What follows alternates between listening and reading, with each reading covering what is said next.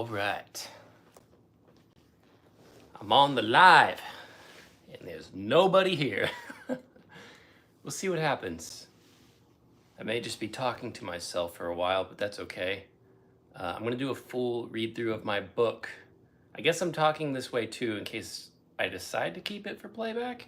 I don't know if I will, because it's a book you can buy. Even though I'm going to read through the whole thing, I might keep it up for a little bit. We'll see. But I'll get a sip of my tea. Yeah, and if I do leave this up for playback, as I'm waiting for people to come in, if you haven't yet, go ahead, make yourself a cup of tea, get a coffee, whatever you need, some nice biscuits, some cookies, wherever you are in the world, whatever you call them, a nice little treat, and just get ready. Just get ready to relax and hear some beautiful words that I prepared for all of you. I'm excited to share. It's really cool. And also, because this is an intro and there's no one here yet, I'm probably going to repeat myself. So sorry if that's annoying, but whenever the people come in, I want them to understand what I'm doing. So I might just kind of in silence for a second, just take some sips in. So I'll give you time to make your tea while I sit here.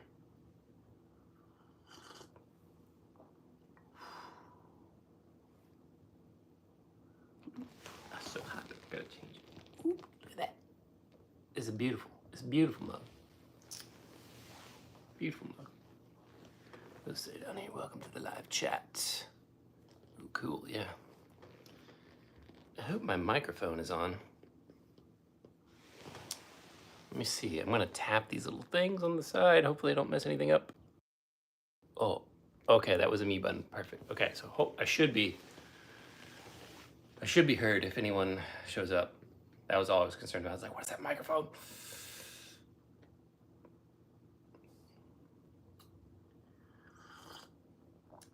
Just staring at the top of the screen for viewers. At a certain point though, just because I can't just sit here forever, got things I gotta do, I'll just start reading if no one shows up, because like I said, this could be a replay. And the book has officially launched. As you see, I've got some right here, but my book launch party is actually tomorrow. I'm pretty excited about it. It's gonna be in the DFW area. It's kind of like a chill sort of private event, but I mean, hey, if you're in DFW, if you can contact me, if you want to come, if we're cool, you know, I'll get you in. But also, aside from that, I still, in the longevity of trying to market and promote this, I'm probably gonna do what I've mentioned on social media already, and reaching out to places like coffee shops or little bookstores, and just seeing if I can do maybe some kind of book signing or or little like reading. I'm also trying to kind of figure this out, like what's going to be beneficial for these places if I show up, you know, like, is anyone interested in poetry? Like, where would those places be? How do I present it?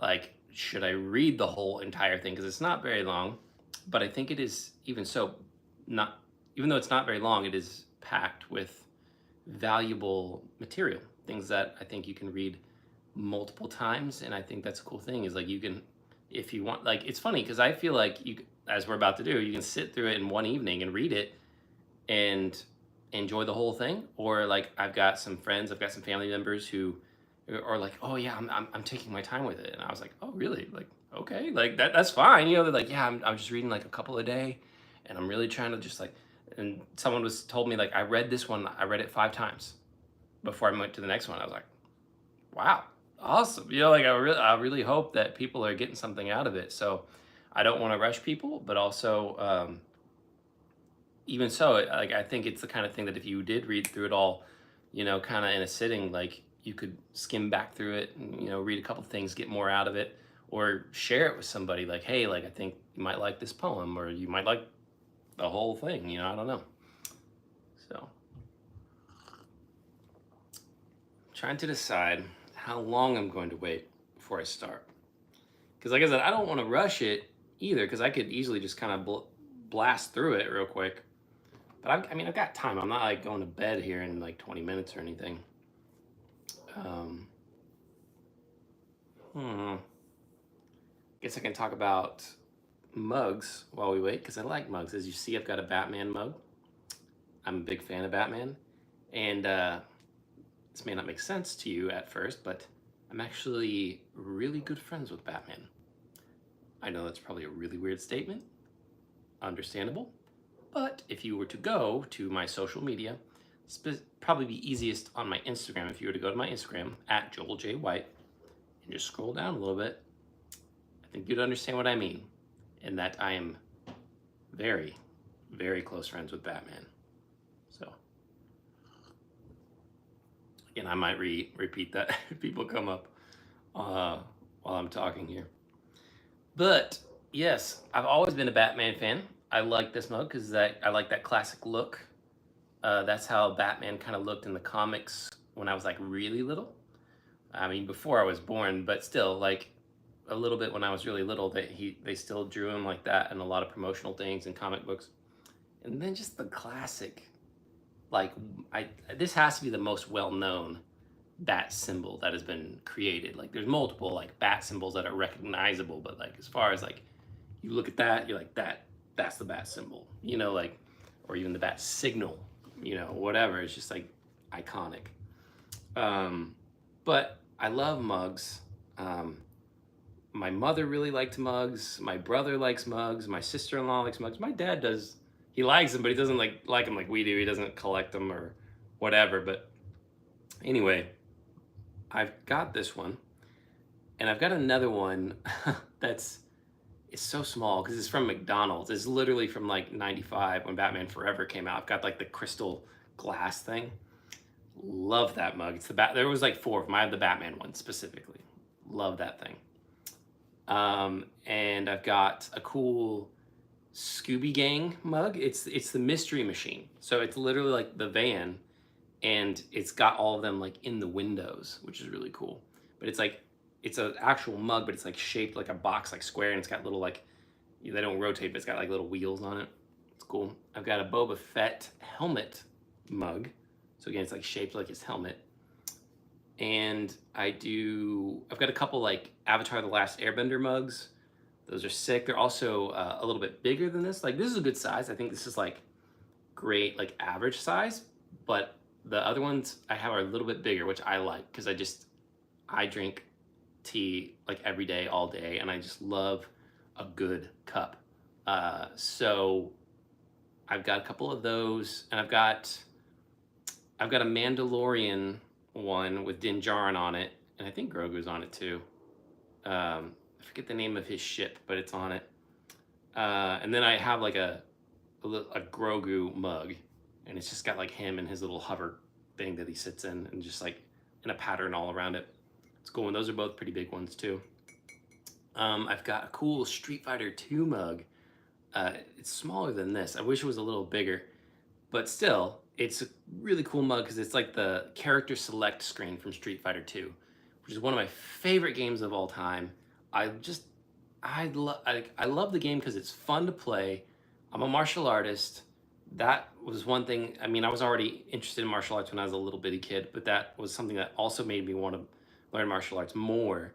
So, and I just love the character designs. I like the stories. I just think it's cool that they've got power-ups, you know, like it's just fun. And I like, because it's the Street Fighter 2, it's the pixelated kind of, you know, look to it. It's not like super clean, so I think it's just rad.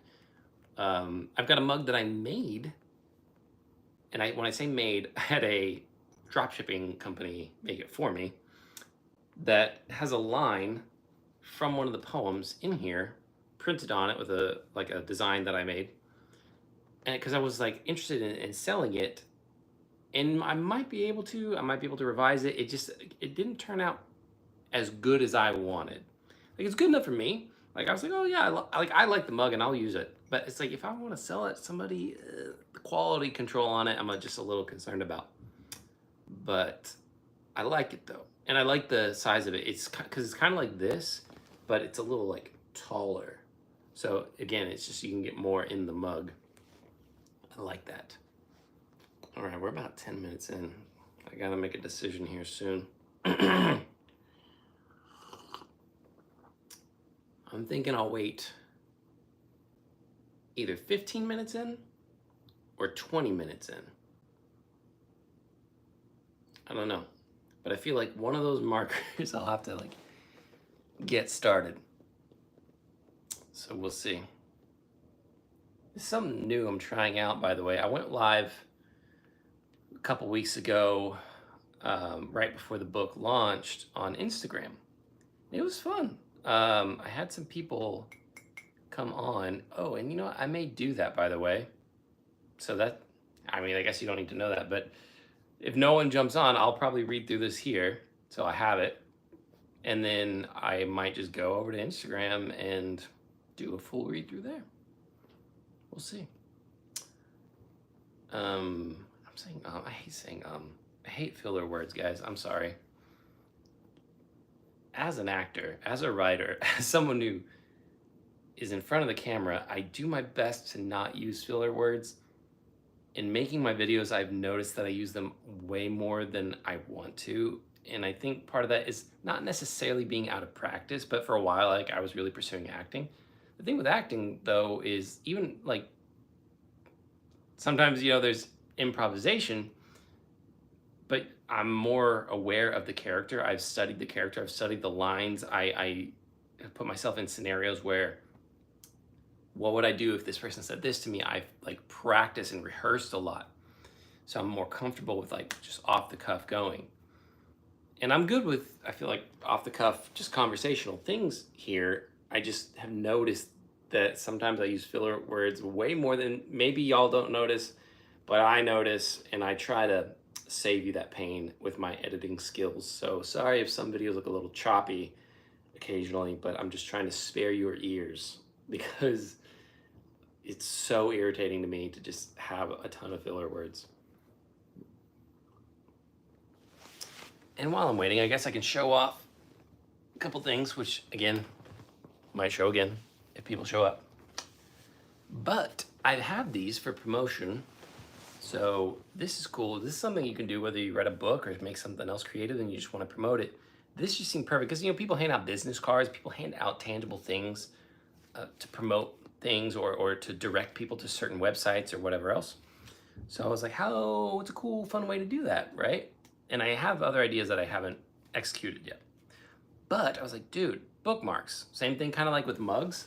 I don't have like a huge collection, but I've got some bookmarks that I've had for a long, long time. I've got a bookmark, a Strider bookmark from Lord of the Rings, you know, from Fellowship of the Ring. That's why it says Strider on it, not Aragorn.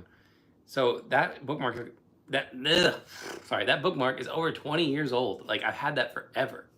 Love it. Anyway, I made bookmarks. So as you can see, they are the cover of my book, essentially. And then on the back, I've got QR codes with all the important information underneath it, which I'm so glad I did because, guys, I messed this up. I used a service and I thought I was using the free part of their service, which I was, but I just didn't read the fine print or something because I thought I was just using free tools, but they were like limited trial free tools. It makes sense now. I hopefully won't make that mistake ever again. But what's funny is this one works, but it also doesn't. Like it works, but I was trying to make these so I could hand them out potentially before the book launched. And this links to my book, but it links to like a proof copy of my book, which I didn't even know it could do. I thought that was only something I could have access to, but it's weird. So it goes there, but if you click Kindle, it'll switch to the Kindle version. And if you tap back to the print version, then it's the print version. So you got to do like 2 taps basically. All that to just say to you guys, if I were to hand one of these to you, the important information is below. You can buy on Amazon. It's got my social handles and it's got my website. It's all there. I tried to make it more convenient. It's still, I mean, at least I think it looks cool. I even put my little Heart Ablaze logo in the middle of the QR codes. I don't know if you can see that. But I'm gonna bring these to my book launch party and hand them out to people. And if they wanna like give them out to friends, you know, it's got the stuff on there. So that's something I did to help promote the book.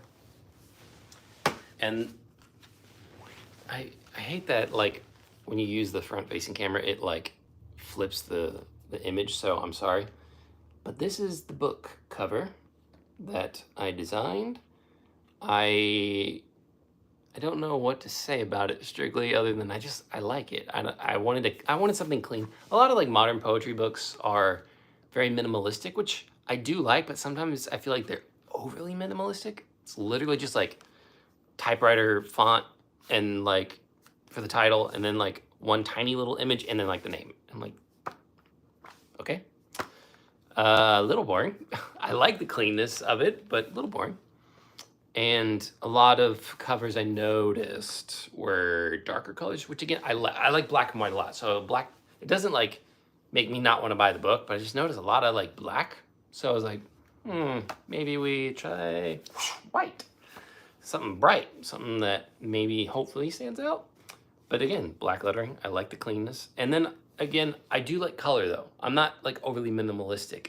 I wanted to add some color into it in a way that I thought would make sense, that I thought looked pretty. I wanted to bring some like of my old soul out kind of in this, and like I love like good literature, old literature. You know, I like J.R.R. Tolkien, I like C.S. Lewis. I like reading, you know, older authors and old poetry, and I've bought old books, and I've seen like just the ornate designs that'll be like literally imprinted on the hardcover, or these types of kind of ornate imagery will be on the top of the pages or the beginning of a chapter or something. So I wanted to bring that kind of old school sense of just beauty. You know, I want the words obviously to speak for themselves, but I want this to be something that's like, oh, like what is this? You know, like I also like tangible things.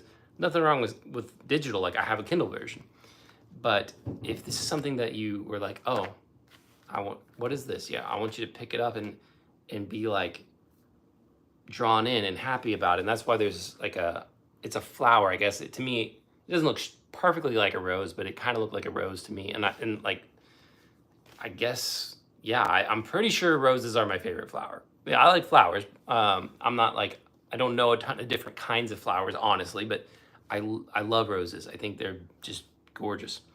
So yeah, and then the typeface, the font, I really liked this lettering because it's funny, I picked, I guess, the font before I made the title, but I think once I came up with the title, they went really well together.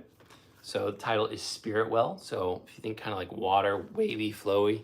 So it's got kind of these like nice, like not squiggly, that's maybe not the right word, but it like in the E there, it looks like it's like flowing like water or something, but it's still like sharp and clean. So I think it kind of goes with the designs there as well. And then, you know, just a nice line drawing of the flower. And it may be hard to see on camera, but there's kind of like this ink, light ink splotch or water stain kind of on it, which, again, I think part of the meaning for that would be like, yes, we're looking for the deep things inside us, the beautiful things inside us, but they can become commingled with things that we need to release, that we need to be healed from, that, you know, that we are a work in progress. Like as a believer, I'm being sanctified daily. You know, I'm trusting God and pursuing Him to clean out the well, you know, to make it good water, which is funny. That's the title of my first poem, actually, is Good Water. And when I say a poem, that one is more prose. But yeah, so, oh yeah, the back. Did this as well. One of the lines from the poem, little like summary, kind of what's to expect in here. Again, ornate goodness. Also, I chose red because red's, well, I didn't choose it because it's my favorite color. Red is my favorite color, but this is like a soft kind of red, but it's bright. It's not super light, not super dark. I just like that it kind of sticks out, but I don't feel like it detracts from, I'm talking about this like I'm some crazy super designer, but I just thought it looked nice.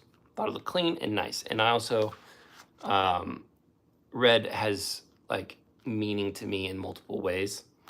Um, so down here, I wrote a little bio for myself, which is kind of funny. I've done it for other things before because I've directed films, and when you submit them to festivals, they want like little blurbs about you. And I don't always have time to ask someone to do that. They don't always have time to do it for me, and it can cost money to pay someone to do that, obviously. And I know myself, so might as well write it. But you just got to get in that mindset of like, what do I say about this person? And this person is me. It's kind of odd. But got a cool photo there. More red symbol for heart ablaze. I like that one. And then all my handles. So now that we were going here, I might start it up. So, man, sorry, I got distracted because I saw someone join and they left and I was like, dang it. But okay. I'm going to get started because it's about 20 minutes in now. And then I might jump over to Instagram. But here we go. I'm not going to read the preface because I feel like that's something for if you get it. I will tell you kind of what it says real quick, but here, like, we got title page, copyright, table of contents, preface. Basically, it's just like, why am I writing poetry? Why do I think you should care? And hopefully you find it helpful and hopeful and that you enjoy it. It's pretty simple, pretty straightforward. So now let's get started. Woo! The formatting is going to be different because I did different styles of poems. I'm not really trained in how to do poetry, honestly. I know that I really like words. I know how to make things rhyme, and I did my best. It's funny, I'm not strictly a musician, but I can play the drums. I understand rhythm. I'm a dancer. All these things kind of like come together. So I tried to make it rhythmic and make the what is the word? What's the term? Some iambic pentameter. Am I saying that wrong? I'm sorry. Anyway, I tried to, have everything have a flow, or at least everything hopefully has some kind of point to it, message, or story, or both. Something of value in it. So let's get started. I'm gonna start with page 1. We're gonna go all the way through, and I might read a couple and not really explain it too much. I might just be like, that's that, and move to the next one. We'll see. I might talk about everyone, but I won't. I'll try not to over talk or be a bore about it. So this first one, it's called Good Water. Pittering rain, the humble companion of my solitude, the intentional channeling of the water of my soul. Tonight I find a place to observe its course, should this be so difficult. It moves all the same to a destined place. I want to see it, perchance it's possible. Do my currents lack sound, or am I deaf? If hearing has escaped, remove my ears so I will be a target. Let all streams flow with purpose and full character. The tunes must play so the taste isn't lacking. Yeah, I just wrote that in a time when I was a little bit lonely and didn't feel like I could move about in the world, really. It's hard to explain. But I wrote it on a rainy night. I could hear the rain, and I had learned certain things in my life up to that point that because I realized this, like, yeah, I'm kind of feel lonely or frustrated or isolated. So let's slow down, and so in writing this was a way for me to slow down, to notice the sound of the water, to notice what's going on within me and why I feel that way, and that I'm not always going to feel that way, and that there's more to come in life. There's hope for the future and excitement, and to just relax, So, and to, like I said, self-reflect in a way that's not beating myself up over certain things, but to be like, there's things that I'm working on, and if I'm still enough, I can figure out what those things are and build upon it. So this next poem here is called Wings to Fly. Is it time to fly? I can never deny my heart will try, despite my cry, when I fall from the sky. I don't ask why when the chance is nigh. Instead of fly, my lows are high. And when I sigh, the days go by, whether I lie or let fear die. It's time to fly. Yeah, I kind of in that same vein of the last poem is like, what am I gonna do once I have either escaped this feeling or this place of solitude, or when I come in to step into the next season of life? I don't want to be just the paint by numbers. I don't want to be the routine. This is just what I do. I do the same thing every single day. I want to be able to take chances. I want to be able to speak my mind, to write beautiful poetry, to be honest and to be vulnerable, and to in a way that will hopefully help somebody and bring value to them. So that's kind of what that one means. There's more there, I'm sure, but and that's what's cool is I think that's one that people can kind of relate to and see their own experience in pretty easily. So I like that one. This one is called Bitter Aftertaste. I know what will happen. Why is this difficult? It should be easy, at least easier now.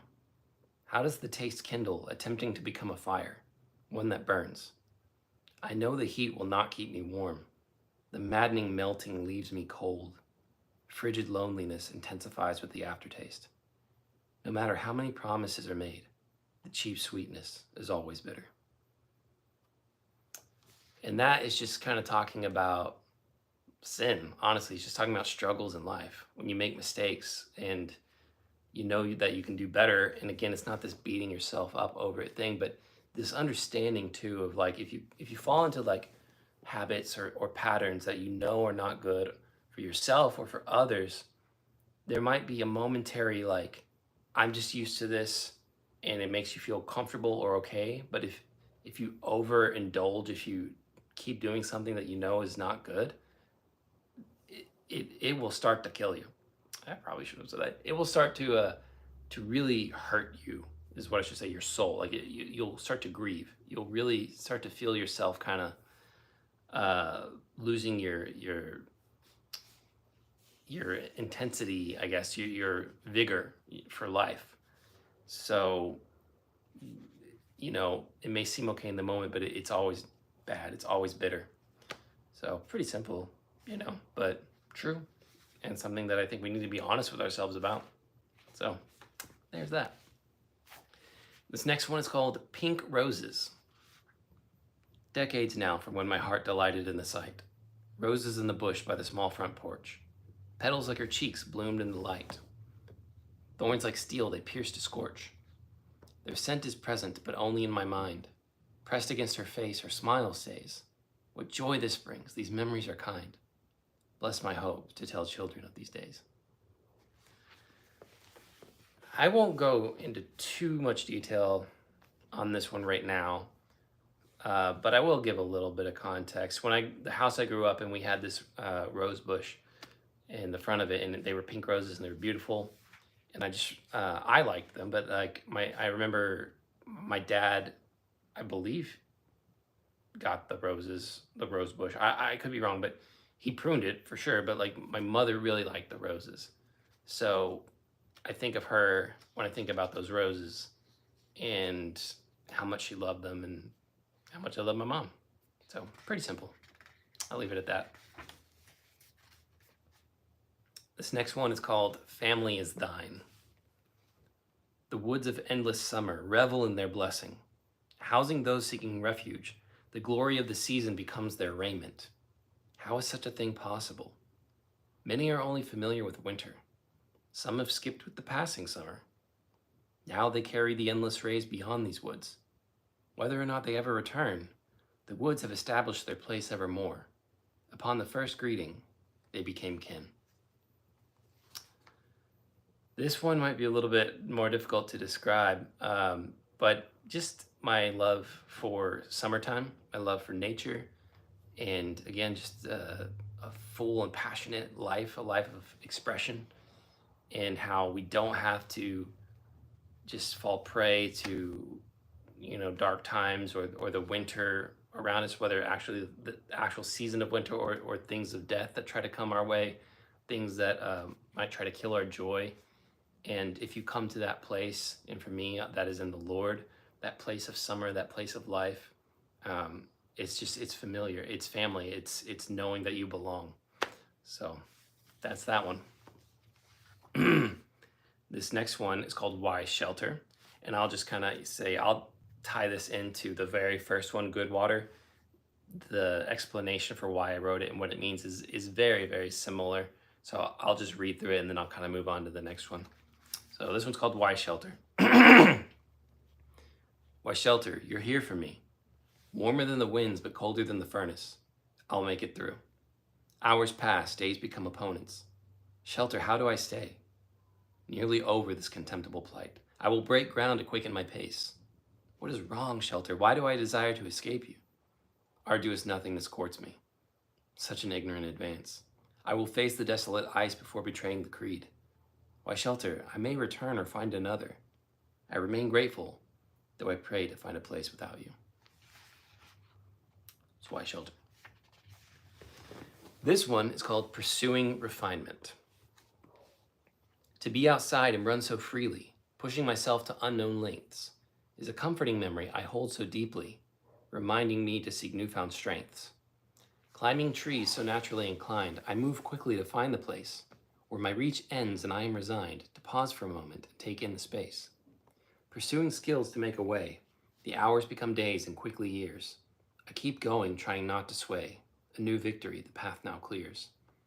Faith wells, I move towards the unknown. I must be ready, I've worked so hard. Beauty yet to behold from what was sown becomes gall in my mouth. It leaves me scarred. I try my best, I know what's right. This pressure mounts, do you even see me? This is all for you, restore my sight. The path is darkened and confounds me deeply. My spirit fades, strength is gone. Arrogance, fear, and dimming faith. Stir inside, it's hard to move on. I lay here now, a desperate wraith. I hear your voice, it sparks a flame. Mercy and peace find me low. On this floor of tears, never the same. Hope is planted and begins to grow. Take everything if you must. What remains is for you. A life of sacrifice rested in trust is what I need, for you are true. So this is just kind of like things I've gone through in life. I'm a filmmaker, I have a film degree. So this is just kind of talking about the fact that as a kid, I loved being outside. And again, I'm energetic and I was just always adventure minded. And so when I started to pursue filmmaking from like the age of 12, really, I've been trying to learn and all these things. And I got to a point where I was at the end of myself of like, am I doing this for the right reasons? Am I doing this for God or for myself? And whatever the case, I have to be willing to like lay it down because God is the most important thing in my life. And if I don't have him, like I need him. I need his joy. So if there's no joy in the thing that I enjoy doing, like, then what's the point? So I had to like lay things down. And when I did that, God met me in such a powerful way. And that hope was planted again. And then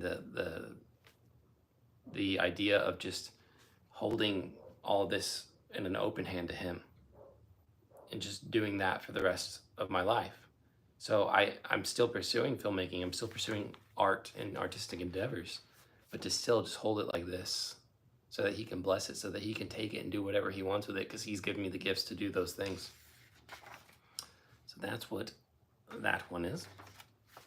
This next one is called Fight Well, or at least Fight. And simply, it's just it's an encouragement to keep going, man. Just whatever you're going through. Fight for what you believe in. Fight for those who are lost. Fight for truth and purpose. Fight like there's a cost. Fight when they say give up. Fight like you don't fear death.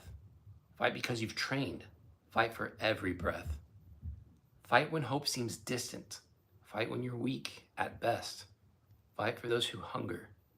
Fight for love and rest. Keep going. This next one is called Blade of Light. And again, I should say a lot of these have similar themes and meanings. So I'm not going to go into detail about this one too much because it kind of goes with a lot of what's been said already. So I'm just going to read this one, okay? Called Blade of Light. My dangerous companion, how grateful I am for you. What a beautiful reminder is your edge that I am capable. You've grafted to my side, becoming an extension of my being. I remember the toil of your hammering. It was worth your initial form. You shone like silver stars. Your appearance, so pure, was like perfectly tempered glass. You fought for me in the darkness, cutting away enemies and illuminating my path. I chose other companions for the journeys ahead. I mistakenly neglected you. I became cold and my light dimmed. Covered in rust, my edge was blunt. Even so, you never abandoned me. You cut me well. The burn of your incisions quickly warmed me. I see your light as I did the first time, although better than before. This one is called To the Grasslands. No wind against my cheek, a dead calm, a bland color, it goes on for miles. Hiding in a cave, the land of a psalm.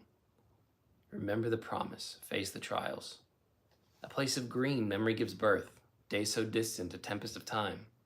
The quest for redemption leads to this earth. What desperate hope, I hear it chime. Battles made way, the grass still grows. Air of home anchors my soul. How blessed am I, my heart glows. This land I know, I again feel whole.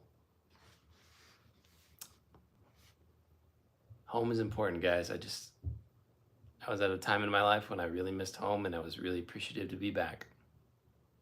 It's really all it is. Not all, there's more to it, but simply. Okay, this one is called Dreams Come Again.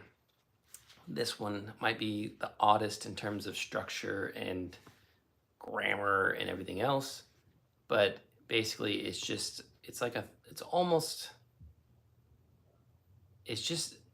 me trying to be grateful for the fact that I was starting to dream again, like literal dreams at night, because I used to dream a lot. And that was intense and difficult, as you'll kind of hear as a kid.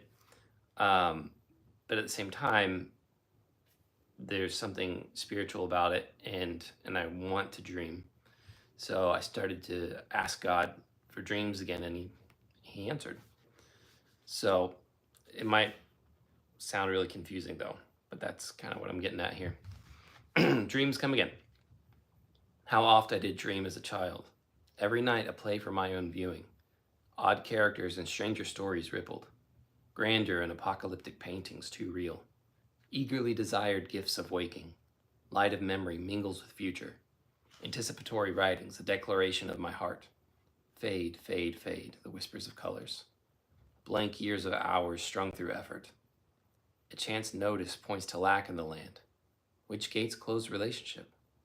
My requests go up for company in the watches. What's this? Images begin to trickle. A forgettable dream with unforgettable presence. The beginning of hope brings cultivation. I dream again, therefore I must honor the giver. All right, this one is called Council of Clouds. I'm gonna get a sip of my tea real quick, my jasmine tea. Oh, delightful. Council of Clouds. So I always liked the idea, and I wanted to write a fantasy story. I wanted to write a movie. This was an idea I've had for a long time, kind of since I was a kid. It may not seem really practical, but I always thought, like, it's neat when an author takes something and they write like a fairy story. So they're writing about fairies or elves or dwarves, or like Tolkien created hobbits. It's like, it'd be cool to kind of create something, but like very unique. So I had this idea of like, what if clouds were actual like living creatures somehow? I know that may sound really weird to some people, but a lot of the idea I had for the story is I wanted people to have basically the ability to fly, like not everyone, but like have these battles like in the clouds, and how the clouds could basically kind of assist certain people in a certain way depending on where their loyalties lie.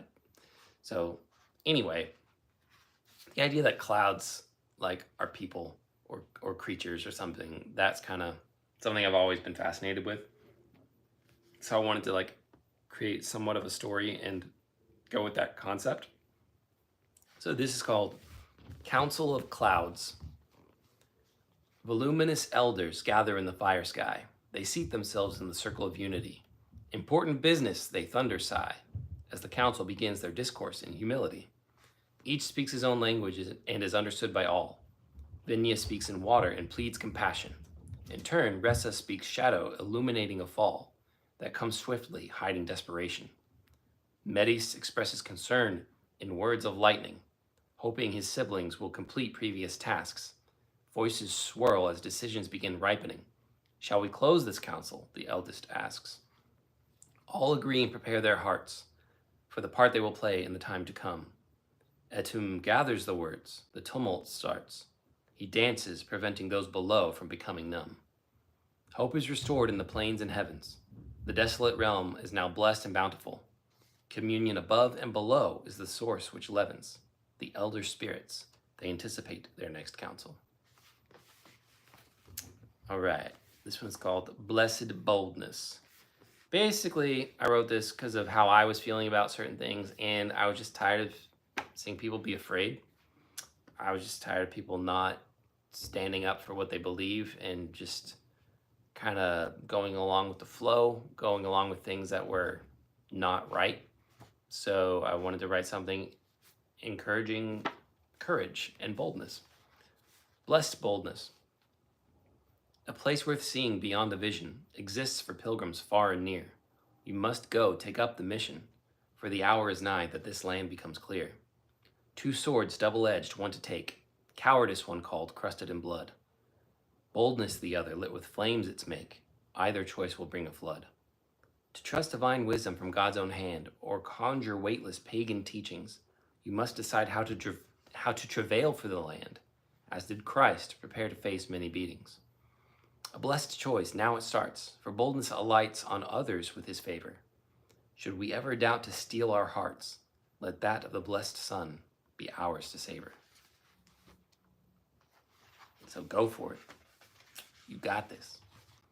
This one is called Player Chains. And again, it's just about growing up and again, the passion for life, and then making mistakes, things that I'm working on, and you know, trying to get better and not fall into sin. And so it's kind of like, how do you reconcile the joy of life and all the good things of life with the things that you've struggled with, and not letting that keep you down, like, and knowing that it has no authority or right in your life to do so, especially when you trust in your deliverer. So this one's called Player Chains. Fizzy Pop Orange, childhood elixir, jumping up and down, so many stickers. I want to go outside, play until the moon sleeps, living like a ninja, kicking heads for keeps. Can't hold me down, I fight like I play, big breath, strong chest, every second of the day. Can't hold me down, these chains are lame, don't want them, don't need them, they're breaking like clay. Skate shop wheels, flying like a bird, punk song hero, wild as a herd. More to this than tricks, ankle flick strokes, emerald eyes gleam, the fanning flame stokes. Can't hold me down, I fight like I play, big breath, strong chest, every second of the day. Can't hold me down, these chains are lame. Don't want them, don't need them, they're breaking like clay. Croak like a jester, roar like a lion, battle in the matrix, keep my eyes on Zion. Chains cutting deep, none of this can stay. The king showed up, looked at me, let's play. Can't hold me down, I fight like I pray, big breath, strong chest, every second of the day. Can't hold me down, these chains all break. Don't want them, don't need them, watch me play all day. Just play, man, have a good time. This one is called Help Me Build. Just about trying to find people that share your vision for life, vision for industry, for whatever you're passionate about, and how that can be a struggle sometimes. Help me build. This can't be it. Every day is the same. Every task is the same.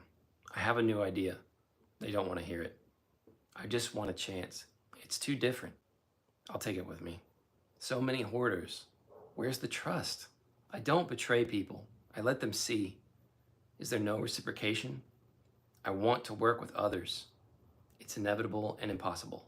A sobering paradox. My vision has value. Is your vision like mine? I see the value. Now is the time as it always is. Building relationship to build posterity. Please, help me build. This one's called Stifling Spirit. It's just, if you've ever got those frustrating moments where you can't seem to focus, you just feel like all these lies are coming at you and you're trying to brush it away, and then you get that moment of clarity. So, Stifling Spirit.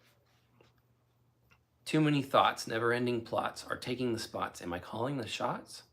Something's the matter. There's so much clatter. I hear the latter. Will I be here after? What do I do? I've tried, it's true, but I haven't a clue. Where do I find you? My spirit cries free. It took a while to see that you want to be ever present with me. This is a cool one. This one's called Please Just Dance. And again, just more of a story, kind of like a fairy tale, romantic thing. Just wanted to write something pretty. Amber hair flies across her face in the night air where we just met. Golden flecks and blue eyes chase my heart in a place with no regret. Biting her lip, a smile comes. We share secrets, things become clear. Words entangle, then she roams, turning her face to hide a tear. I try to comfort this glistening pearl. Holding her close, her gaze meets mine. Words of fire, my heart awhirl. Listens carefully, searches for a sign. How do I fight fearful woes of a gentle dove's unmerited burdens? I plead her stop before it snows and ask for hand as I lead to gardens. Songs in green perish before her. She stands and prays for peace to kindle. I play a gambit in hopes to capture beauty's bane and end this riddle. Dance with me in the lavender air. Let your heart be led as love pursues. Your steps of battle with joyful flair will partner with peace and kill these issues. I dance when happy, her soft reply makes me smile and press further. I think you're right, so now rely on shining memories and teach this learner. A fire burns, her skin now glows, moving softly transforms herself from helpless child with dainty rose to warrior queen, a fairy elf. Tears pass over blushing lips, a ruby smile catches me up. In a dream too real, met by ships, I sail these oceans and drink this cup. Cast about on waves of joy, we sway to music unheard by ear. This weapon of grace she will always employ to blaze the darkness and obliterate fear. This one is called Fire Starters. We are the peacemakers, we are the fire starters. Isn't that an oxymoron? Not if your heart is softer than those who demand peace yet play with a flame that they don't understand but burns just the same. No, not the same, because you see, it's a different fire. They start theirs with the ground, but our source is a little higher. I do not wish to obfuscate or befuddle anyone's good meaning, but I do hope to point out that truth married with conviction will not soon be leaving. This one's called Promise Journey. I will take care of you, echoes in my ears and lives in my heart. I ask, is there more, and plead where to start? I want to know the answers, but I'm hesitant to go and find. I can't kid myself anymore that if I stay here, they'll just pop into my mind. Focused and resolute, I journey along this road, believing it will not consume me. Tears streaming down my face, they assure me of living promises, and I know that I am free. This one's called Royal Warriors. There was a time when we fought battles like kings and queens. I'm afraid now we don't even know what it means to step forward in full raiment and awarded power, pleading forgiveness and grace to those who would see us cower. Reach to the one who would help you stand. It's blessed to take hold, though you pierced his hand. Be assured, sorrow and pain are to be had in a warrior's quest, and though fighting may seem exhausting, the victories will bring rest. This one's called Summer Years. What if I said I missed those days of summer bliss and moonlit plays, when all was uncertain and yet so clear, we'd break through walls confounding fear, stealing looks to give them back, rivers of sweet tea drunk with the pack, in diner days of myths retold, roaring like lions to never grow old. Will you find me when I've gone away? to a place where I said I'd be someday. Maybe it's better you're in the past, holding memories built to last. What if I said I miss these days, full of dreams yet to be played? Okay, moving right along. This one's called Sing in Trials. When trials come and dragons sneer, will you sing with sacred temperament undaunted? For the sake of the young, humble yourself like a child and let the joyful edges of your song clear a way for them. Do not worry about your fate, for you know the promise in the melody. Those who dare challenge your granted authority, challenge the one who gives it, bringing ruin upon their own heads. Sing, baby. Sorry, that was really weird. Okay, Word Storms is the title of this next one. All these words surround me, trying to find their place. Whispering, shouting, biting, and lying. What's their game? Making promises and denouncing others, sounding like truth. Now's the time, as it always will be, to speak fire to the waves. Let them have it. Speak that fire. I dare you. I'm drinking some more tea.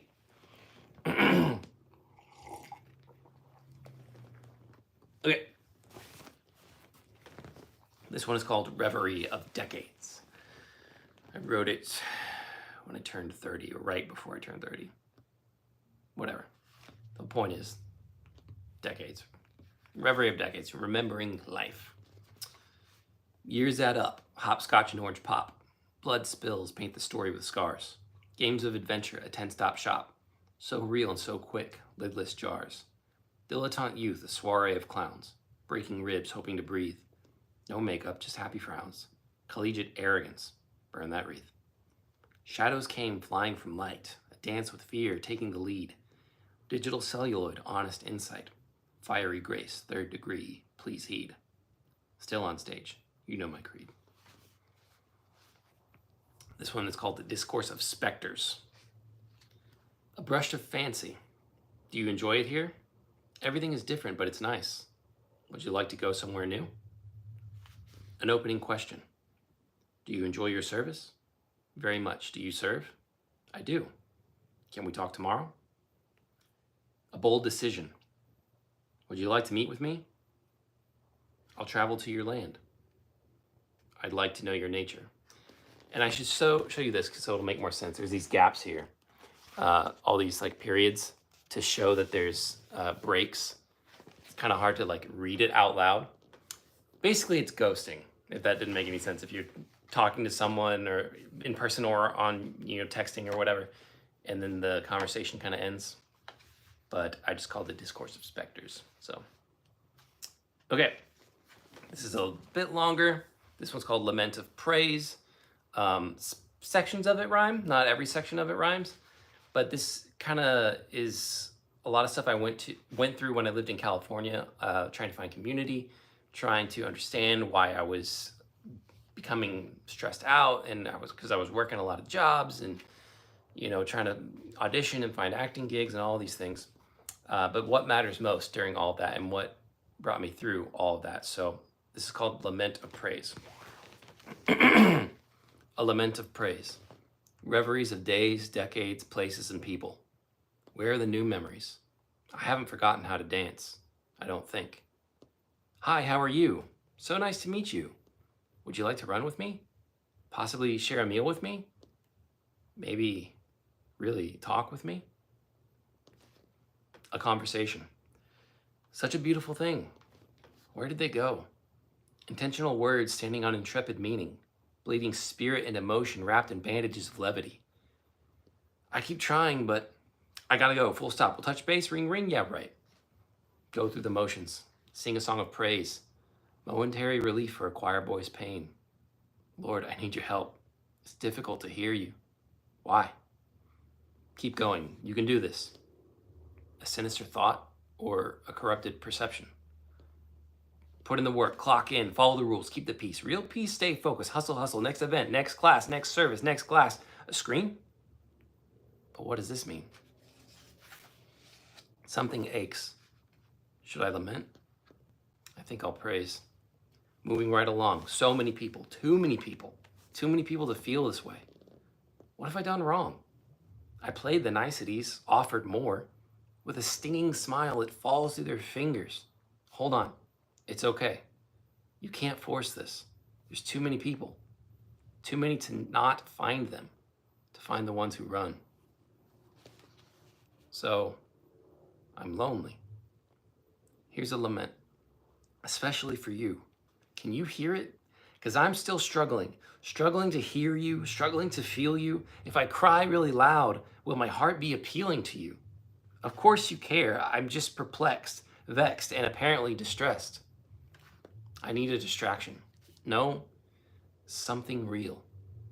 Pretty girl? Let's see what happens. Intentional words, and what do you know? A real response. Wait a minute. No, 3 days. Now 2 weeks. I'd love to laugh just to feel bleak. Stop, don't think like that. Look, more pretty girls everywhere. Who cares? I guess I do. But I wish I didn't. That's not true. Do I want it to be? What does that even mean? I'm sick of this vanity, this overwhelming insanity, hanging over like a canopy, making me feel raggedy, playing in a never-ending tragedy. I know that's not reality. Lights out. Where am I? A prayer? Okay, I'll try. I said I'll try. I'm sorry, it's just that you know it all, and I still can't feel you. What do I need to do? Will I be able to do it? I've never felt this weak. I can't even describe it. Please let me know you're here. Please. Please! I'm burning, but not with passion. I'm in your house now, with a lacerated chest. Everyone can see, incapable of hiding it. Not that I should. Surgery starts and you break me in pieces. What's left? Back to basics. Starting from scratch. Cut out the lies. Don't worry about conversations. Talk to him. Don't worry about the motions. There's no need to impress. There's no need to hustle. It's time to rest. Break the screen. Clear your mind. No more distractions. Don't worry about relationships. The light is on. Time for truth. Truth, truth, truth. I see your words. I hear your words. Wait, this is it. How did I not see it before? I was too busy. It's you. It's all about you, not what I can do, not where I go, not who I know. I lay it all down. I surrender. I praise you and you alone. My mind knows you, but my spirit missed you. Hear my groaning. I made idols. I see that now. Please forgive my arrogance. To check the boxes, to say the right things, to be in the right places. What does it matter if I can't have you, O lover of my soul? I'm burning again. My heart's on fire. Your spirit sears me, and it's welcome. The flames bring healing. Yes, healing. I remember you, O healer. What kindness is this, that I should obtain such a holy gift? In lamentation, you gave me praise. My spirit understands and my being is at peace. I know now that I will see the goodness of the Lord in the land of the living. A fervent desire. Thank you for never leaving me. I wasn't abandoned. I was pursued. I will pour myself out before you so you can fill me up. Thank you for hearing my lamentation. But moreover, thank you for accepting my praise. So there's a lot there. But yeah, sometimes when you just come to the end of yourself and you're just like, here I am, God. He meets you in that moment and it'll change your life. It'll change your life forever. Like I've known the Lord my whole life, but he still saves. You know what I'm saying? Like it's so amazing. He doesn't just save you once and like, all right, that's it. You're on your own. It's like, no, it is a relationship. And it's incredible. So anyway, I could talk for a long time about it, but this next one kind of piggybacks off it in a way. This one I like a lot. In a way, it's kind of the heart of the book. It's called Heart Ablaze. Please accept the incense of my burning heart. Bless the flames, stoke them as you will. I want a pure desire so I may play my part, to honor you with every gift, every skill. Storms have come, yet the embers still glow. Warmth so faint, are they fading away? Can this field be kindled? Is it time to go? Rivers from my eyes plead for your play. You give assurance my heart always burned. Your beauty untamable catches it a gaze. My deepest longings in your flames yearned, so I ask earnestly, set my heart ablaze. So, thanks, man. Appreciate that. Oh, it's so cool, man. All right. So yeah, like I said, just kind of piggybacking off of that, it's like this new outlook on life, this just reinvigorated passion, and that even if hard times come again, to know that that burning is always going to be there, because he's the one who keeps it going. I don't have to worry about it. I don't have to stress about it. Just gotta trust. So this one is called Inner Symphony, and it's funny, I just was thinking of a couple like words or phrases when I wrote this initially, and I just was playing around with the way they sounded, and I was like, I like this. I don't know if I can make a poem out of it, and then I did, and maybe I can explain it. We'll see. It's called Inner Symphony.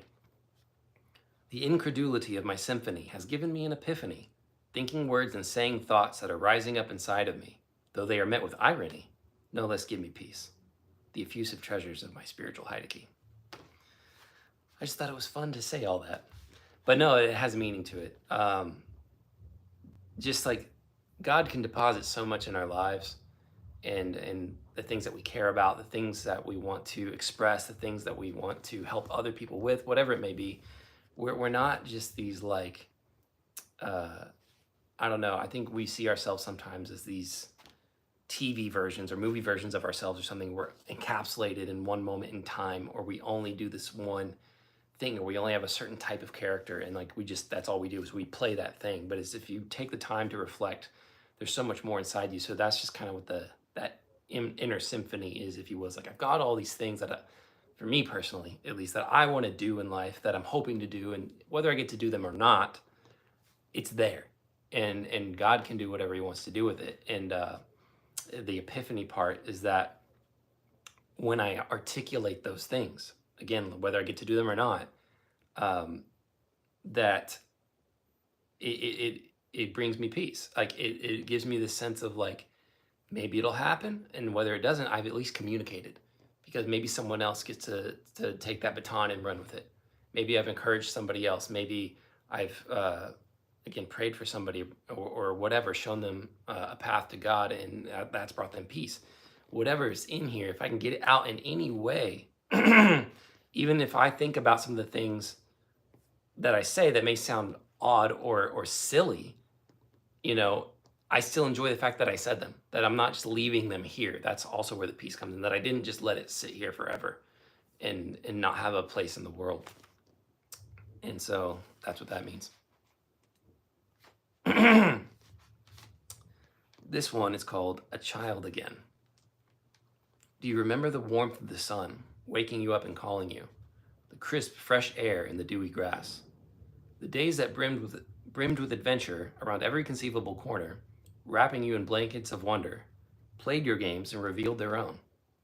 To what end did you suffer selfishness for transactions? You still play games, but there's no spirit of play. Nobody wins. What wakes you now? Pale light on foggy roads, a match made in confusion. Shallow minutes of endless hours pile up and keep falling. I've been there, swimming in cantankerous obliviousness to the tears of my heart. What had I become? Where did my freedom go? Longing for my first love lacerated my inner being. Yet, though it felt like it, I never forgot how to be childlike. I never forgot how to dream. So even now, I run into his arms, with groanings that become streams and streams of song. I become as a child, like we were told, and find the peace of then but greater now, and lay down the shadows of my pride. So again, this kind of ties into a lot of things that I've already said and discussed. Excuse me. But this idea of being a child again, what I've noticed in the midst of all my frustrations, or getting back to this place of joy, or a passionate heart, or whatever, however you want to view it. A big part of that is not taking yourself too seriously. And I can be a very intense, very serious person. I know that. Sometimes I really like that. But at the same time, I don't want to always be serious. That is extremely tiring. And I think, and not to dog on anyone's career or anything like that, but this whole like suffering selfishness for transactions, no spirit of play. It's just like sometimes we get too into our career, too into our jobs, corporate or retail or whatever. It doesn't even matter what it is. But again, it's just that habitual thing, and that one-upping, or how do I get to the next step? Um, and you're stepping on yourself, and you're stepping on people. These games, they're not real games, Um, and then, obviously the word tells us to approach the Lord like a child. And I love that, because I have vivid memories of my parents and just how loving they are. I'm super blessed in that. But just I could always run to them. I could always feel safe when I was around them, and they actually did play with me. My parents took time to do that with me. And there's something super powerful about that. My heart breaks for people who don't strictly have that experience, but at the same time, God is your ultimate father. And I'm sure you have other people in your life as far as parental figures, but he's the ultimate parental figure and can bring healing to you in those places. And it's not immature to be childish in his presence if you have the right perspective. So this one is called Remembering a Life. And this was just me pondering on meaning, and like, say, writing something like this, does it matter? Does it not? Whatever. And hopefully, again, not getting too caught up in that.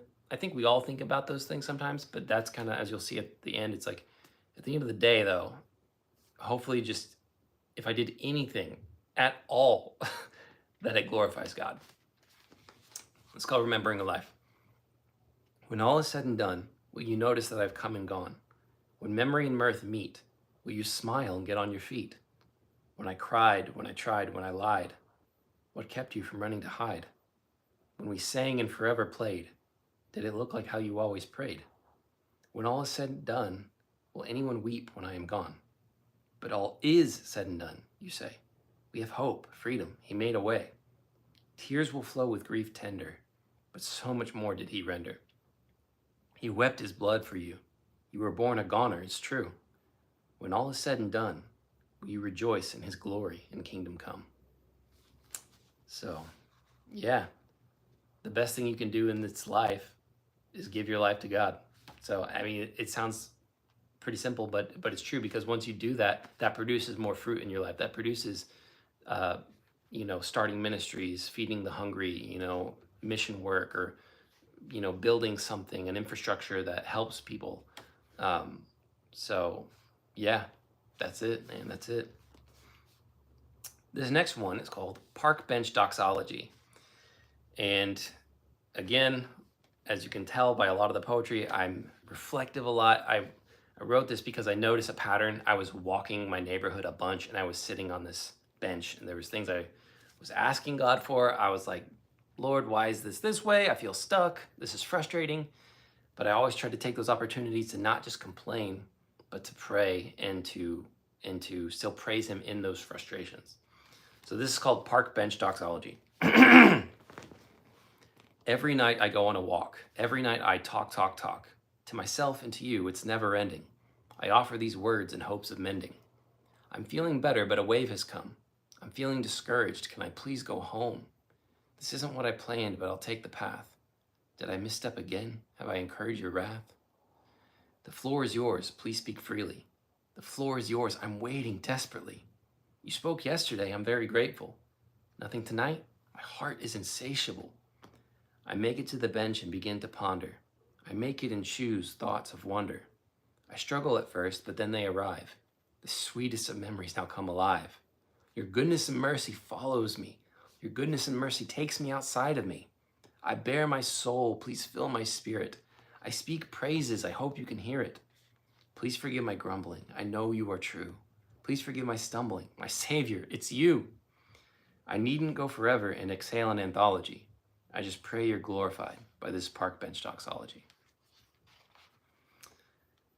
Yeah, I like that one. I mean, I like hopefully all of them, but yeah, I just, that was a nice kind of cathartic way for me to just again mark down the goodness of God in those moments, in those walks, in those prayers, and have it just be a testament, something that I can look back on and be like, yeah, no, God has always been good, and He always will be good.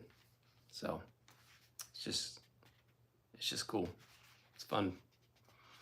All right, this one's called Generation Lovesick. It's funny. I think I wrote this one around this time last year. Is it Asbury? Is that the name of the school when they had revival? Whatever school had like major revival, I think it was Asbury last year. It has a history of it. Just incredible, phenomenal. It just moved my heart so much. Like people were traveling from all over the country, and I think even from other countries. Like, and they just had this. Like, I can't remember how long it went. I feel like it went like did it go a week?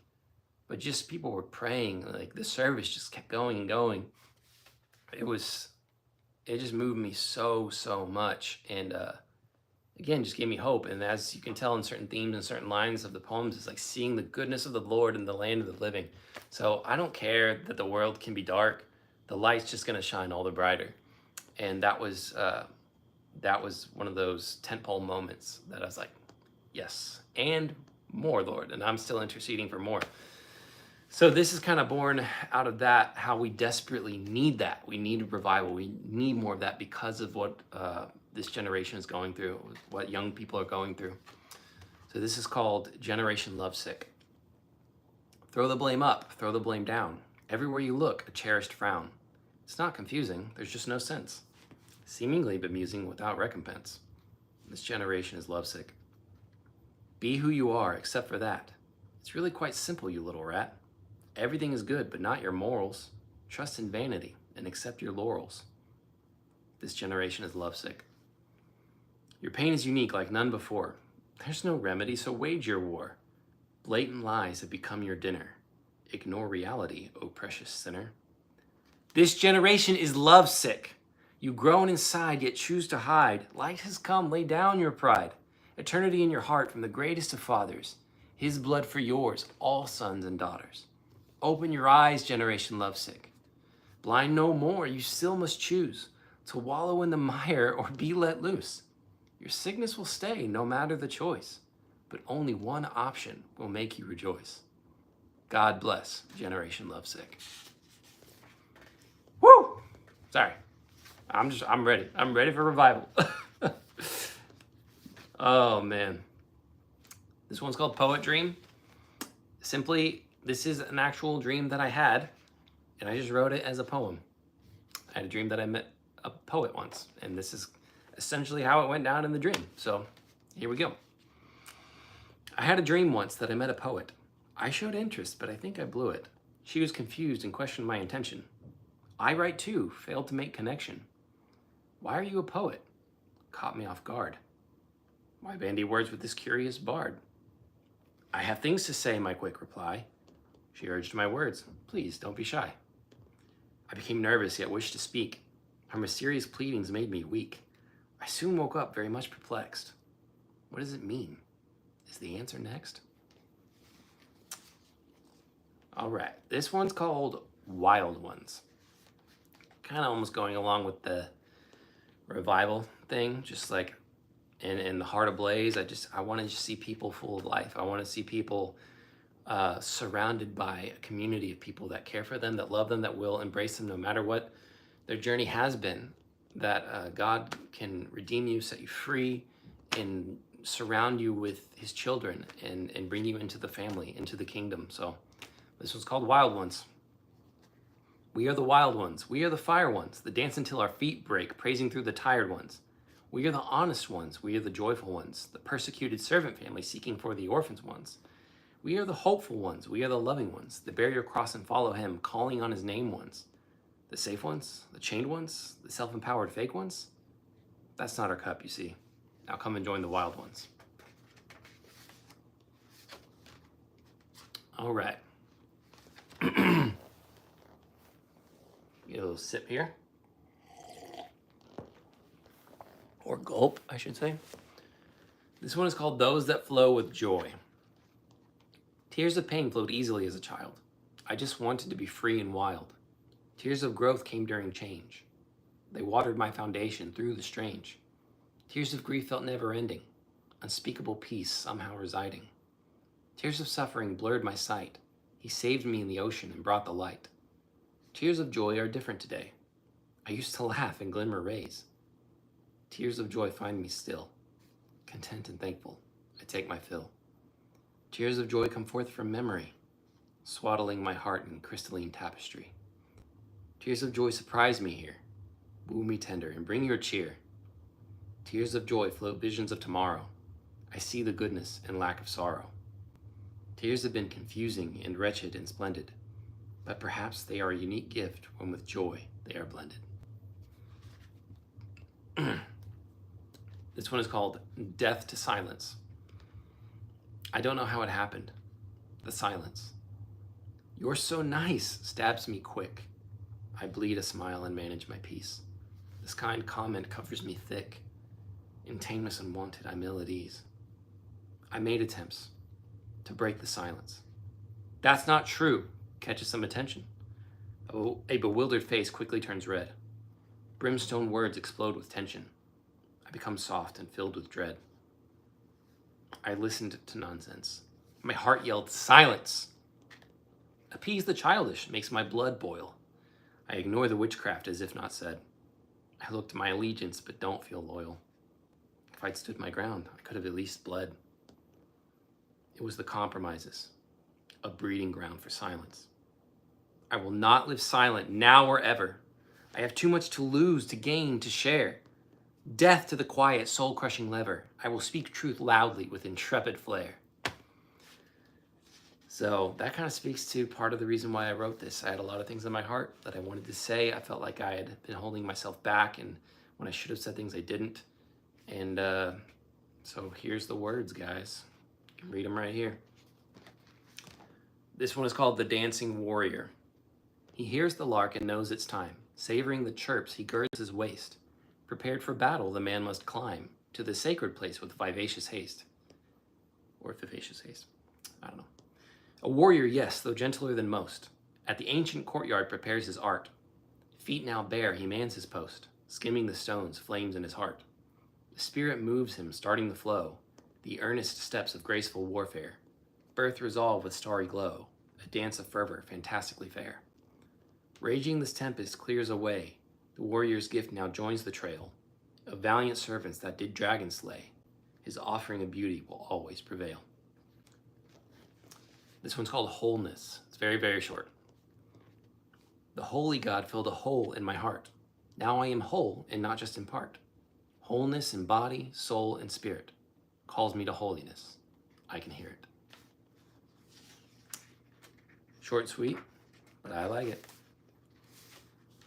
This one's called Soul Speak. A good friend of mine actually inspired this one in a time where I really needed the help, because I'd been writing this, and I just told him sometimes when I write, it's great, and then sometimes when I write, it's like, man, is there any point? Does this mean anything? Like, will it have an effect on people? Like, I don't even know if you can call this poetry, if it sounds good, if people will enjoy it. And he was just telling me like the certain things that he read that it's like, man, some of the things you say, the way you articulate them, it's like people don't talk like that, anymore hardly. And they should, and I forget, there's a movie you reference, because we talk movies all the time. But there's like a line like that in a movie where it's like, people should, it stirs something in us, So this is kind of that idea of like, even if it's not perfect, even if there's better authors, even if there's better poets, I'm going to do my best to write beautiful words, to write things that matter, that speak to people's hearts, and to encourage other people to do so as well. Because I don't expect to just do this by myself. I mean, there's obviously other poets and authors in the world. But for anyone that's like on that edge of like, I should write a book, or I should make a film, or I should do a painting, or whatever, I need to speak things that are important into the world. This is an encouragement to do that. So it's called Soul Speak. People don't talk that way anymore. How did you say it? Out of boredom? Out of disgust? I like words. Better yet, I like their arrangement. A melancholy phrase with a sparrow's melody. The enchanting juxtaposition, such a delight. Were you really unmoved? Your ears heard, but did your heart listen? People don't talk that way anymore.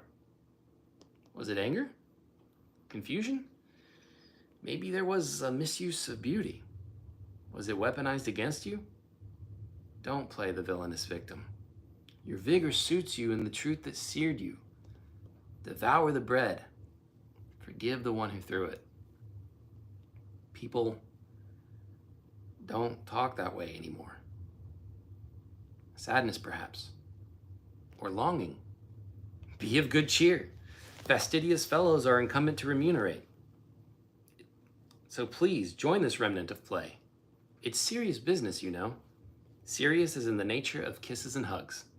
The paradox of preposterously perplexing paradigms of joy. People don't talk that way anymore, you say. My dear friend, it's high time, as ever before, with great candor and delight, that we should. Just speak it out, people. Say what's on your heart. Help others. This one is called Lullabies. Sing me a lullaby before you go. Just one more so my dreams will glow. With beauty bright and brimming hope, I'll carry it with me like a sacred rope. Should nightmares come and lease their terrors, I shall lasso them and exploit their errors. They dissolve in the dewy lullaby's ringing, the joy of resting in the endless singing. I sing today like you did for me. They ask for 2 more, so we settle for 3. Giggles and snores now breeze on by, filling the night with the sweetest lullaby. This one is called Closeness That Heals. Keep me close. Let me feel your nearness. I'm tired. Oh, so tired. I know I'm not alone when I'm by myself. Loneliness tempts my flesh, though. Why? You've taught me how to keep going. And when my heart is heavy and my feet are stone, you lift me up. You are my strength. I hold fast to this revelation of your love. Forgive my wavering. Have mercy on my actions. I used to put on a show as if everything was all right. Sanctimonious chicanery borderlining on blasphemy. Keep me far from past failings, I pray. Please, keep me close. Just a good old prayer, man. Good old prayer. This one is called Don't Spill the Tea. I feel like it's gonna be decipherable from the context of it, but I like tea. I like drinking tea. And then I noticed within the last several years, people have started using that as like an expression for gossip. I guess not that it hasn't been used like that before, like spill the tea. Like I get it, but when people are like, oh, I've got some tea for you, like, oh, it just like irked me so much. It's like, no, like don't do that. Like I like tea. I like that it's peaceful. I like, sharing conversations over it. So sorry, my light just went out. That's probably really awkward. But it's like, I don't want anyone to take something beautiful and just make it bad. Gossip is bad, by the way, if you don't know that. All it does is sow discord, bitterness, and frustration. So this one is called Don't Spill the Tea. So it's more than just that, but it's incorporated in there. A delicious brew for me and for you warms the cockles and begins conversation. Aroma and flavor of words so new keep us from poking tepid consternation. Another cup to the brim with green. Steady now, savor every drop. Delightfully sip and peacefully glean. Joyous moments where darkness stops. There's no time to waste on gossip or slander. We intend to glorify God, you see, with choice words to illuminate his grandeur, all the while not spilling the tea. So, I like that one a lot. This one is called Sickening Self. It's basically just about how people are very self-absorbed nowadays, and everyone wants to be famous, and they don't even know what for. Some people want to be famous for anything, even if it's a horrible thing, and they don't realize that that is not good and can essentially destroy your life. Fame is not the end-all, be-all. So this is just pointing that out, hopefully. Sickening self. Narcissism. Glorification of self-deprecation. Let's take a selfie, but stand behind me. Everyone must see that I'm hurting, but pretending otherwise. I'm so special. Everyone does the same, but not like me. I use heavy contrast. I'm famous. I'm famous. So many views and all the hearts. What am I famous for? For being myself. What do you mean like everyone else? I'm special. Wait, no, not them. Look at me. Are you looking at yourself? Where is everyone? We're all here, but no one is in attendance. A collective simulation. If I'm famous in the Matrix, am I loved here? Am I loved? I am? I must know this love. Help me break these altars of algorithmic platforms of peril. To make you famous delights my soul. I nearly missed it. Others must know. When self dies, I am found in Christ. His resurrection brings new life. You can find all that fulfillment you need in him, man. I promise you. This one is called Life of Prayer. Teach me how to pray without ceasing, in a manner that is pleasing. I will lift my voice despite my stubborn reasoning. I need to pray, that's for certain. As I speak, you unload my heavy burdens. Lead me back to your garden, where I'm watered by the blood and find your pardon. With faith I must pray, no need to take chances. Help my unbelief in my circumstances. Drown me with hope as the enemy advances. Bless me with trust as I praise with dances. Without words I pray, my spirit cries for me. You understand the incoherence of my plea. Holding my marrow, you intercede so I'll be free. How amazing that you pray for me. Help me listen as I pray.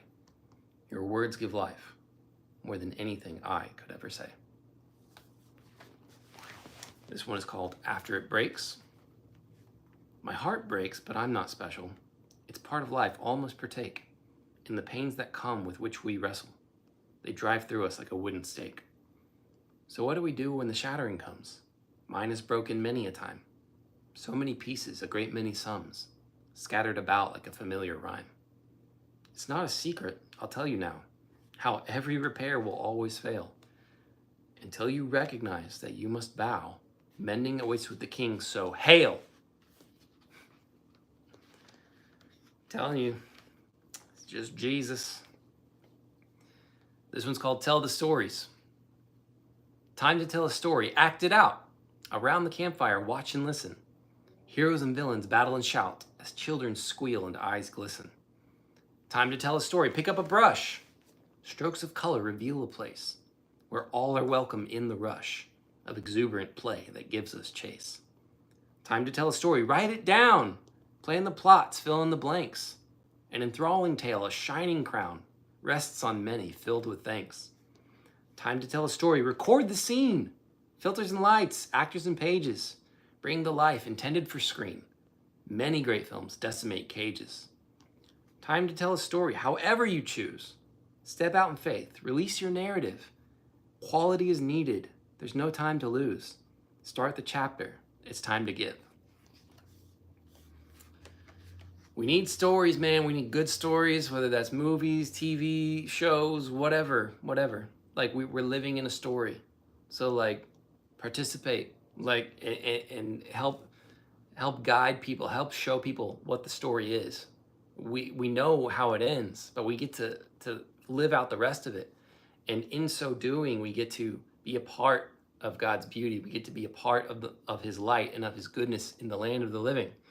So don't just cede territory to the darkness. There's so much garbage and darkness in our media today. It is insane. Like there always has been, but like it's to a level like I don't know, you guys. It's just we just don't have to let it be. We can make stuff. So make things. This is called submitted things. There are so many things I want to do. I want to write beautiful stories, to act them out, especially for you, to make you happy and forget your worries. I want to travel and see many wonders. Bring me to places where work is needed. Give me grace despite my blunders. Let me sow and reap what was seeded. I hope to build a haven for the weary, to give them a bed and a place to eat. Conversations and song to heal the dreary will produce oil for the washing of feet. What I want most of all is found in my King, a submitted life dipped in his glory. Compels me to praise, dance, and sing. I want to live for the author of my story. This one is called Popcorn Plays. And it's real simple, but it's just about my time working at a movie theater. I got a lot of crazy memories, a lot of frustration and weird drama, but at the same time, a lot of great memories. Some of my best friends I ever made and still have, I met there. And again, I love movies. There's just so much tied to it. And I made a movie about it. It's just, so anyway, it's just a short little thing, kind of reminiscing on that time. Popcorn Plays. I put on the vest for the popcorn plays, sweeping and cleaning for days upon days. Laughs with friends behind silver screens kept us united through dramatic scenes. Gossip and heartbreak were featured players. I cut their lines with many prayers. A unique time to grow in a great many ways. I look fondly on my days in the popcorn plays. All right, here we are. We're at the end. This is the last one. And this is just me thanking you for reading or even just sitting here with me now through the whole read through.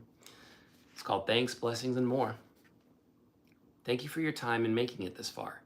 I hope you enjoyed what I placed in this jar. These words are for you and for many others. I hope by now we have become brothers. Sisters, please be encouraged by this verse. Take hold of the truth and break a curse. Your voice is needed, especially today. Take up the reins, release what you would say. I pray what was written leaves you blessed. I hope you are lifted and no longer stressed. My heart has run over onto these pages. May God be glorified as this sea rages. And that's it, y'all. Just a little author blurb at the end. But that is a full read through of my book. Thank you for joining me. If you're here now watching, I'm super grateful for your time that you would sit here, watch and listen, whatever you're doing. It means a lot to me. And even if you're watching this on playback, thank you. I really appreciate it. And if you haven't picked up the book, it's available on Amazon. You can literally just search Spiritwell or Spiritwell in my name. So Spiritwell Joel White, and it should pop up. It should be the first thing. Thank you to everyone who's already bought it. I've had a lot of kind words already, and I'm still looking forward because I know some people are still reading it. So I'm really looking forward to hear what people think. And I'll end with this. Sorry if it sounds a little marketing, a little pushy. I don't mean it to be, but if you would consider leaving a review on Amazon after you've read it, that would actually help me way more than you think. From what I understand from my research, reviews really, really help self-published, well, any book, but authors who use Kindle Direct Publishing. It helps it get seen and discovered more. I do plan on running some ads, and ads been doing certain things. But in the meantime, that lets people know, if they read the review, whether it's a good or bad review, they have a way of deciphering whether they want to get it or not. And I think there's important things in here that could really, really help people. So that would help. I really want people who need to read it to be able to get it in their hands. So a review would help a lot. Thank you again for your time, guys, so much. I won't keep you any longer. But God bless you. Thank you for being here, and have a great night, okay? Now I got to figure out how to end this properly. We'll see how funny this is. Right here, maybe. Yeah!